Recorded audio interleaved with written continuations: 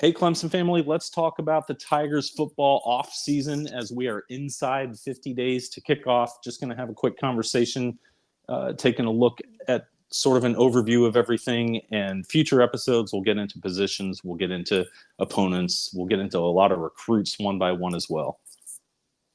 I'm Daniel Shirley. It's great to be back. Let's talk some football. I'm Bill Zimmerman. Welcome to the Reign Supreme Alway podcast. We won't quite call this season 2 yet. I've got a few tricks up our sleeve, don't we, that we're hoping to pull off when we get into the actual season 2. But I liked what you said as you and I were getting ready for this, Daniel, that it's been a good off season and you had a great reason why. Yeah, I think it's been a quiet off season. We talk a lot about things that go on during an off season for a football team, and it's a long off season, right? It's the longest off season in sports with college football compared to some other sports in our country. But there has not been any problems. It's been quiet.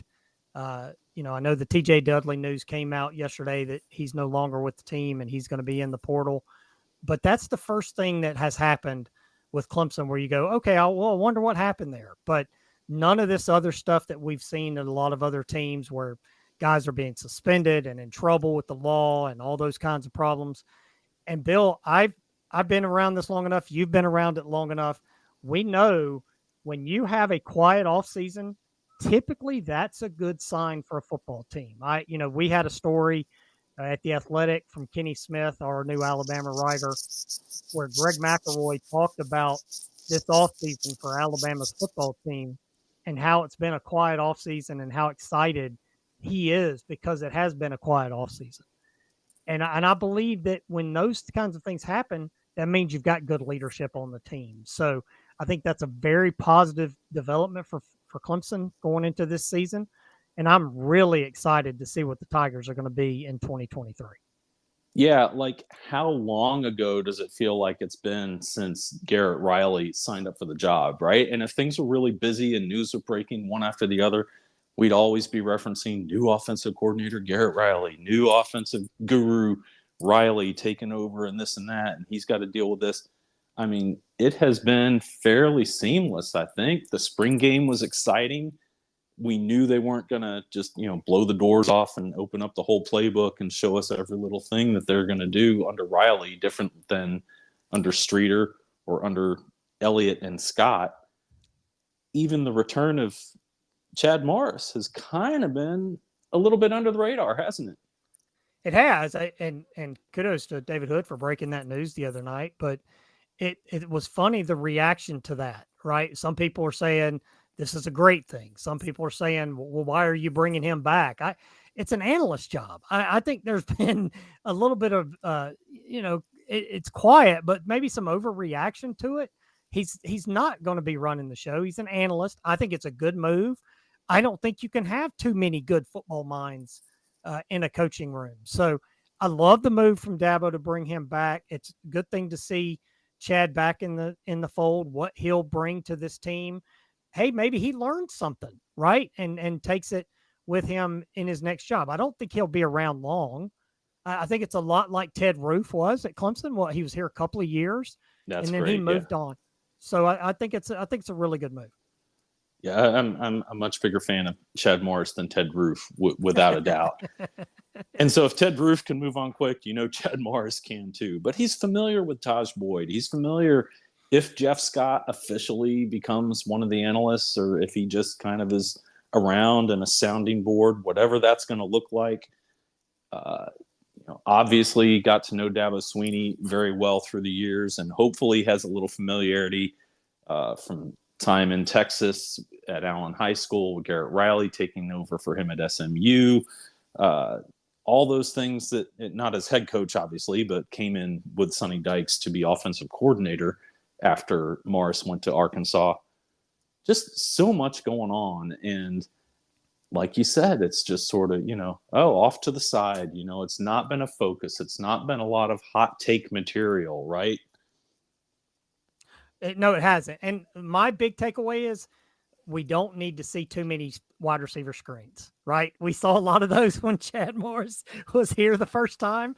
We don't need to see that become the focal point of the offense like it was for for several years. So, and Well, I'm joking. Be nice. I'm joking. But no, I think it's a good thing, right? I don't think, like I said, I don't think you can have too many minds in a football coaching room where they're just throwing ideas off each other and bouncing ideas off each other. And hey, what about this? And what about this? And he's an analyst again. He's going to be looking at the other team's defense and why are they doing that? How will our offense work against that? He'll be looking at the Clemson offense. Well, what's working? What's not working? You can't have too many of those people in the room working out those things. And look, I again, Coach Riley, really excited to see what he's going to be, but it is a transition period. It's an all new offense. It's a new coordinator with pretty much the same staff coming back. So you can't have too much back there trying to help them do their job and prepare them to do their job every Saturday. I think it's a brilliant move.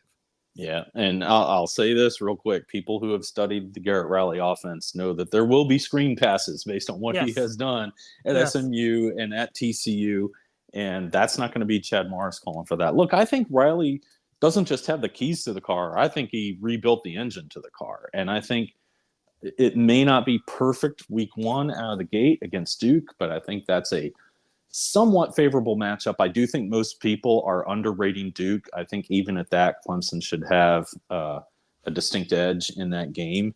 I think you're going to see maybe you want to get the guys' momentum out of the gate, but I think maybe, again, still not the whole playbook until week 4 against Florida State. And we'll just have to see how that unfolds. And defensively, the news today that TJ Dudley will not be with the team moving forward. Is it rumored or reported officially that he has been dismissed? I know it's official that he's in the portal.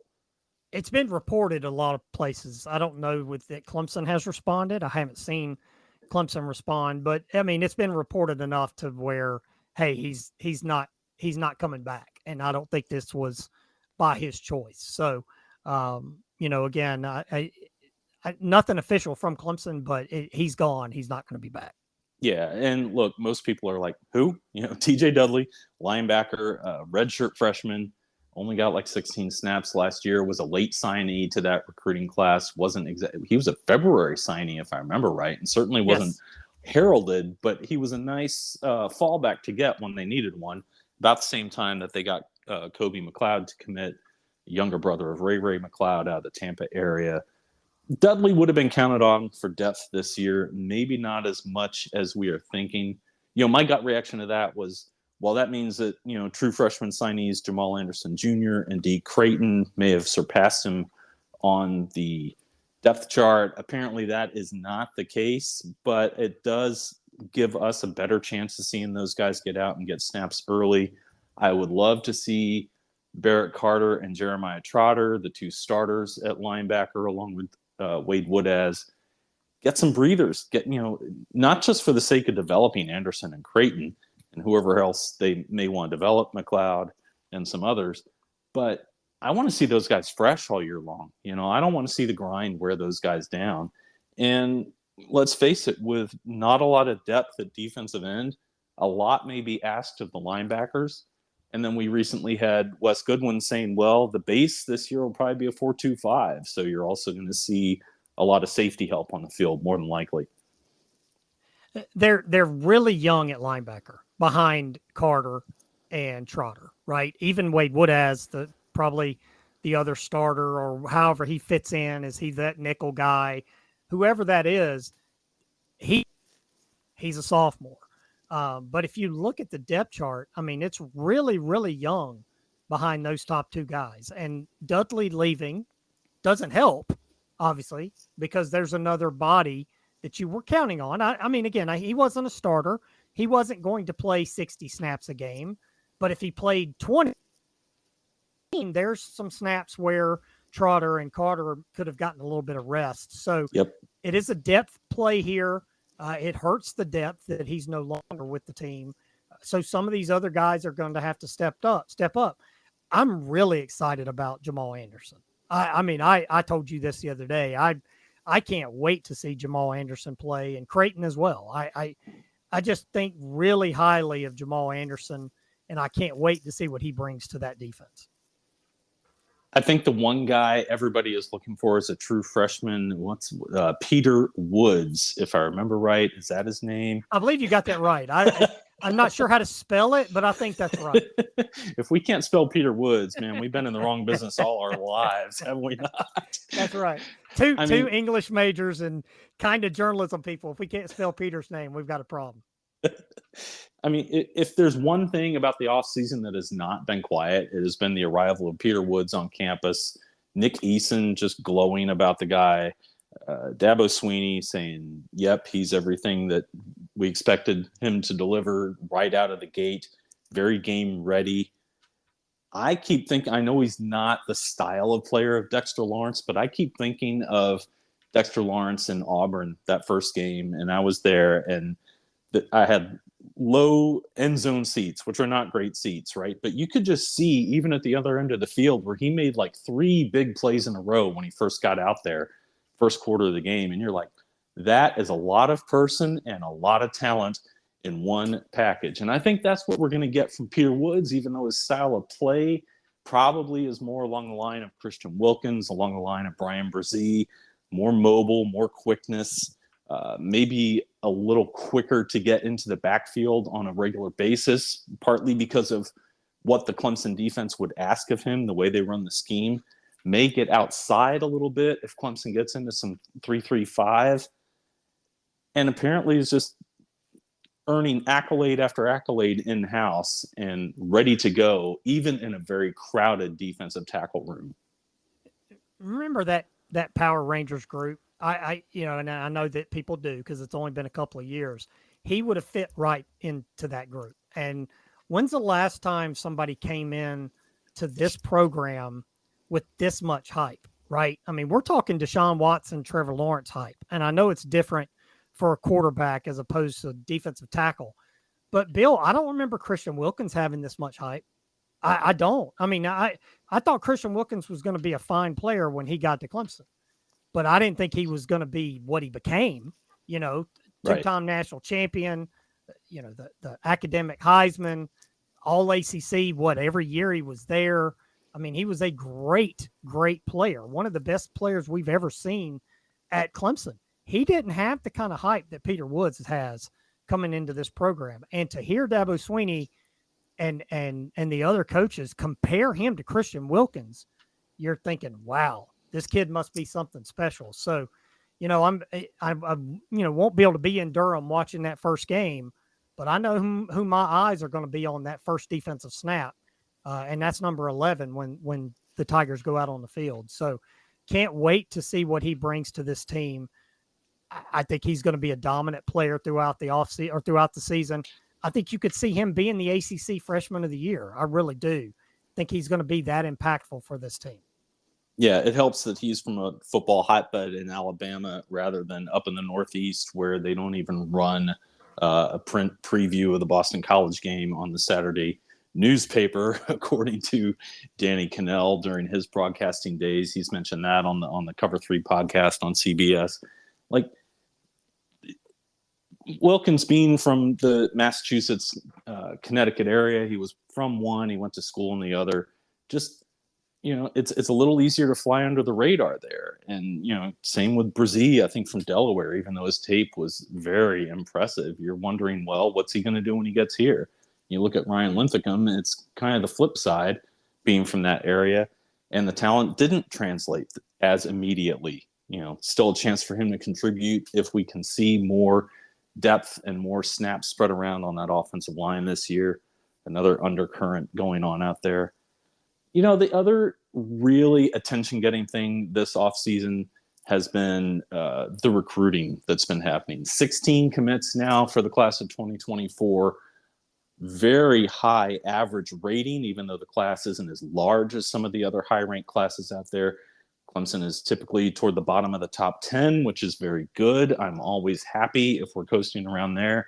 They don't need to be in the top 3 classes to be productive. That has proven time and time again in the Dabo Swinney era that this team can contend and even get into the playoff if you're just in that sort of, 8 to 14 area of the recruiting class rankings. Biggest win for next year, I think there's two. I think most people are looking at Sammy Brown, the linebacker, but I think maybe the biggest dividends have been from running back David Ezeamame, who has been doing a lot of recruiting as a player and as a commit to get other guys on board and come to Clemson. Yeah, is he on the recruiting staff? Yeah, I mean, because it seems like he is. I mean, he is doing work on special media or on social media. Sorry for maybe this special media with the work he's done so far. But no, Right. he's been great. And I the Sammy Brown commit, I think that one is like Peter Woods. I do. I could see that being very similar. Him coming in being an immediate impact guy. But yeah, I love what David's done on social media. I think he's been great with this class. I think the class is going to continue to grow. I know there's some holes there with the offensive line, and they've had to expand the board and all those things. There have been some misses with the offensive line, but at this point, if you can't trust Dabo Swinney and this staff to recruit, I don't know what you can trust them to do, because they've recruited, they've developed, everything you would want out of a coaching staff, they've done. So they'll be okay. This group will be in the top 10. And as long as you have a quarterback in a top 10 class every year, I think you're going to be just fine. And look, I don't think they're done with this class. I think, Bill, I really believe you're going to see them add some more pieces later on after we see what this season is. And I believe this is going to be a special season for Clemson football, and that will help this class finish strong as we get to December for signing day. Yeah, having 16 guys in the fold at this point is plenty. I think they've addressed, at least to some extent, every need. You mentioned the offensive line. They do have Ronan O'Connell there. Guys are going to emerge during their senior years. If you're worried about not having every spot locked up right now, well, just keep in mind there's a long list of guys who signed late to Clemson. Justin Ross, Travis Etienne. One year they had to go get 3 backfield guys at once, and they all proved to be fabulous. And Trayvon Mullen in, pardon me, I lost the thought, Isaiah Simmons and Kayvon Wallace. Like, those 3 guys ended up being all huge contributors down the line and late commits pretty close to signing day. Justin Ross was on signing day. He announced it with Dabo Swinney and the rest of the staff watching from the football facility there on campus in Clemson. So don't count these guys out. Don't sweat that things aren't really tied together. Again, you've got a high average of recruiting rankings for each of these guys. You've even got a kicker in the mix in Nolan Hauser. You look down the defensive line, Heaven Brown Schuler, Adam Kasai, Darian Mayo, Champ Thompson. Defensive backfield, they just added Ashton Hampton the other day. They've already got Ricardo Jones in the fold. Linebackers, Sammy Brown, and also Drew Woodaz, who a couple of years ago was regarded as the bigger prospect of the 2 Woodaz brothers. That, with Wade having developed the way he has, may not be the case anymore. Hopefully they're neck and neck. I think Drew's going to be better than Brent Gretzky, at least, comparing to Wayne Gretzky years ago. We mentioned Ezeamame. You've got a tight end in Christian Bentoncourt, and then you've got the 2 standout receivers in Bryant Wesco and Terrence T.J. Moore. Yeah, I think it's a good class, and I think they're going to be just fine. And look, the offensive line, I mentioned that Dabo Swinney talked about this on Tuesday when he met with the media. They only lost 1 offensive lineman from last year, and they're only scheduled to lose 1 off of this group for next year. So there's a lot of young offensive linemen in the fold for this program. So they've got some time to maybe develop some guys and maybe take some chances on guys. But, if you worry about Clemson recruiting and Dabo Swinney recruiting, I have 2 words for you: Grady Jarrett. Remember Grady Jarrett? Yep. He was the last guy in that class. Everybody's like, who is this guy? He's a 2-star. And what has he become throughout his college football and NFL career? He's a great player. He was a great player at Clemson. So they're going to be fine. I think they're okay at quarterback with what they've got now, with, the ones they've got on the roster, what they've got coming in 2025. So they're in a good spot, and let's just go play some football in 2023 and see what this team can do. But the recruiting part will take care of itself. Yeah, and we'll try to get into these commits one by one, maybe two at a time before the season begins, because I'm just that kind of guy. Once the play starts on the field, I really don't want to think a lot about recruiting until, I don't know, maybe a little bit during the bye week, but I just get so hyped up about what's actually taking place at Clemson, in Death Valley, and on the road that, the recruiting kind of takes a back seat for me during the season. But so we will try to get through these guys a little more in detail as we lead up to week one in Durham, which I would love to get up there. I don't know that that's going to happen for me either, to be real honest, but I don't know. I might have to actually get cable this year and see things in real time rather than that play and a half streaming gap and having a few plays ruined by Twitter for me before they took place on my screen. I think when you talk about recruiting at Clemson in general, I agree. Again, you can get upset about, oh, we whiffed on this guy. That guy chose, the bag from whatever school over us or whatever.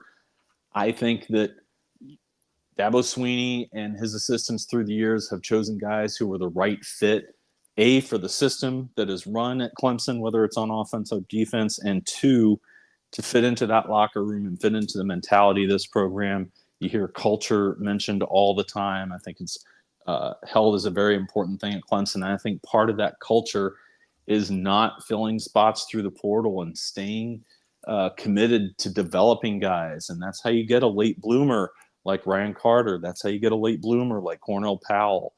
Even Mark Fields, for the last few games of his senior year, finally started to do the things that he needed to do. You see that, what does Swinney call it? They flip the switch.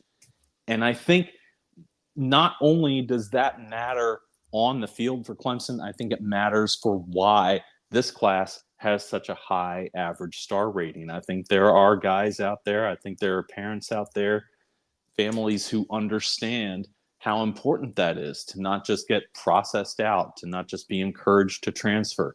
And that's one thing when you're, a behavioral problem like, Alvin Kamara was well documented at Alabama, couldn't even get Butch Jones to help him be a champion of life at Tennessee, for that matter.